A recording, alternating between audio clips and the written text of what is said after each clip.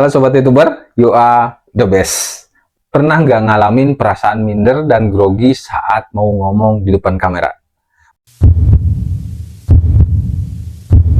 Pasti banyak banget yang ngerasain hal tersebut ya, terutama bagi kita yang baru pertama kali mau bikin konten. Tapi jangan khawatir, karena rasa minder itu bisa diatasi.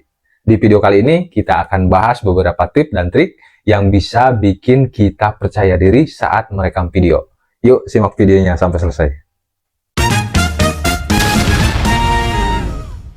Biasanya ada beberapa penyebab ya ketika kita merasa minder berbicara di depan kamera. Ya karena mungkin takut salah kita ngomong ya, kemudian juga persiapan yang kurang maksimal, kemudian juga takut dinilai sama seseorang ya, seperti ketakutan-ketakutan seperti itu yang membuat kita kadang-kadang grogi berbicara di depan kamera ya. Lalu kenapa sih kita itu sering merasa minder saat ngomong di depan kamera? Ada beberapa penyebab umumnya ya, seperti takut disalahkan ya, atau takut salah. Kita takut ngomong yang nggak nyambung ya, seperti itu, atau bikin kesalahan. Itulah kekhawatiran orang-orang atau kita seperti itu ya, yang membuat kita itu grogi berbicara di depan kamera. Kemudian juga ada ketakutan kita ya, khawatir orang lain itu menjudge atau nggak suka sama konten kita atau video kita ya. Kita selalu didahului oleh perasaan-perasaan seperti itu. Nah, kemudian juga beberapa hal diantaranya adalah kurang persiapan ya. Kita belum siap dengan apa yang mau kita omongin. Kalau kita pertama kali langsung meletakkan alat rekam di depan kita ya, baik itu kamera ataupun handphone ya, kamera handphone seperti itu, langsung kita letakkan di depan kamera, kita pasti bingung ya mau ngomong apa gitu kan. Karena kita tidak mempersiapkan konsepnya, persiapan dari awal ya. Minimal adalah apa yang harus kita bicarakan itu seperti skripnya, kita mau ngomong apa ya. Kita secara garis besarnya itu harus sudah mempersiapkan ya, bahwa untuk menit pertama ini kita persiapkan kata-kata pembukanya apa gitu kan. Terus menit ketiga untuk isi materi dan sebagainya. Udah kita siapkan ya, skripnya seperti itu. Jadi pas tombol klik rekam itu dimulai, kita tidak akan bingung mau ngomong apa. Tapi tenang saja ya, karena semua orang itu perasaan seperti itu wajar ya, dialami oleh semua orang ya. Perasaan minder berbicara di depan kamera itu awal-awalnya wajar ya, pasti dialami oleh setiap orang, apalagi kita-kita yang baru memulai ya membuat konten. Beberapa hal yang bisa kita lakukan untuk mengatasi rasa minder tersebut ya, rasa minder berbicara di depan kamera tersebut. Coba mulailah dari hal-hal yang kecil dulu ya, bikin video yang pendek-pendek saja dulu, jangan terlalu bikin video yang panjang dan serius dulu ya, itu akan nanti membuat kita malah apa ya. Nah, kita coba bikin video-video yang pendek ya, mungkin durasinya sekitar 2 menit, 3 menit ya, durasi-durasi seperti itu dulu ya, untuk melatih kita dalam berbicara di depan kamera ini ya. Jadi jangan langsung bikin video yang panjang dan serius ya, jangan dulu seperti itu.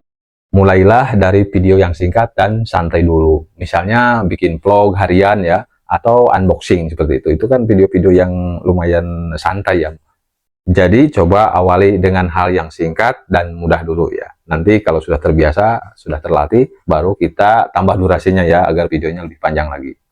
Dan persiapkan diri kita dengan baik ya. Buat outline atau skrip video sebelum mulai merekam. Dengan begitu, kita akan jadi lebih tahu nantinya apa yang akan kita bicarakan. Nah, coba kemudian berlatih di depan cermin ya. Ya, kalau dulu belum ada layar depan ya, kamera depan, orang-orang melatih untuk berbicara di depan umum atau di depan kamera itu dengan kita bicara di depan cermin ya. Tapi untuk zaman sekarang ya, sudah canggih, kita bisa coba rekam dulu atau jangan direkam dulu, kita coba tampilkan kamera depan HP kita ya, untuk melihatkan kita berbicara gitu kan. Itu akan melatih cara gestur kita, tubuh kita dalam menyampaikan materi kita ya. Kita bisa melihat gerak-gerik tubuh kita, suara kita, intonasi kita, seperti itu. Kita coba latih di situ ya, melihat di depan kamera depan HP kita. Walaupun belum direkam ya, tapi kita sudah tahu, oh ini kurang begini, kita bisa menilai sendiri ya. Itu juga bisa dilakukan. Yang berikutnya, coba cari tempat yang nyaman ya, untuk kita pilih, kita jadikan tempat background kita berbicara. Pilih tempat yang tenang ya, yang bikin kita itu merasa nyaman saat merekam ya, itu penting ya.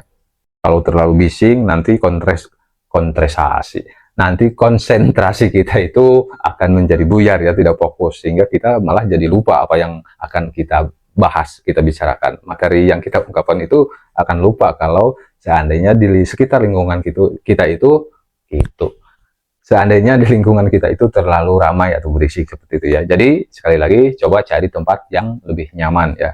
Nah, ini nih yang penting nih. Jangan dulu takut salah, takut jelek, takut gimana ya. Pokoknya rekam saja dulu ya. Nanti ada editing ya di sana. Kita bisa mengedit video. Umpamanya kita mau bicara apa gitu kan, kita rekam aja dulu ya. Itu kan belum di share ke media kemana ya, masih kita aja yang tahu. Itu jangan takut untuk mengedit video kita ya. Nanti kan ketika kita sudah merekam kan kita bisa mengeditnya, kita bisa menghilangkan hal-hal yang kurang pas, yang kurang nyaman, terus ada kata-kata seperti itu, seperti itu ya. Nanti kita bisa cut di situ, kita hilangkan. Seperti video saya ini sebenarnya di aslinya itu banyak sekali hal-hal yang saya buang ya. Kenapa? Itu akan nantinya mengganggu konsentrasi penonton dengan apa yang disampaikannya ya.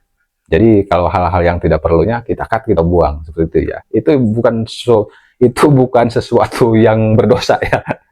Menghilangkan seperti itu. Jadi sekali lagi jangan takut, rekam saja dulu karena ada power of editing.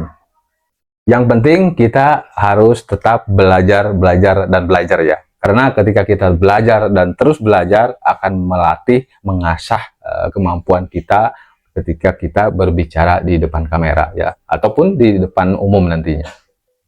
Setiap orang itu punya gaya yang unik sendiri-sendiri ya. Jangan coba-coba untuk meniru gaya orang lain. Cari tahu gaya yang paling pas untuk diri kita sendiri ya.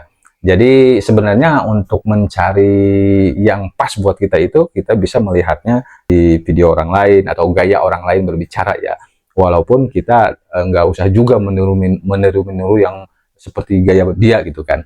Nah, kita kan bisa membandingkan, oh si ini mah bicaranya gayanya seperti ini, terus si ini mah seperti begini, kemudian si itu mah begitu gitu kan. Nah, ketika potensi yang ada di diri kita itu kan kita yang tahu sendiri ya. Nah, kita lebih cocok kemana gitu kan. Nah, kita bisa mencontoh itu ya, tapi jangan 100% mencontoh karakter seperti itu ya, dengan pembawaan kita sendiri ya. Seperti itu, tapi dengan pembawaan karakter kita sendiri. Jadi intinya adalah jangan takut untuk mencoba hal-hal yang baru ya. Dengan terus berlatih dan mengembangkan diri, kita bisa menjadi YouTuber yang sukses dan percaya diri ya. Semoga bermanfaat ya. Jangan lupa untuk like, komen, dan subscribe channel Cerdas Tutorial ini ya. Sampai ketemu di video berikutnya. Semoga bermanfaat. Salam edukasi sehat. You are the best.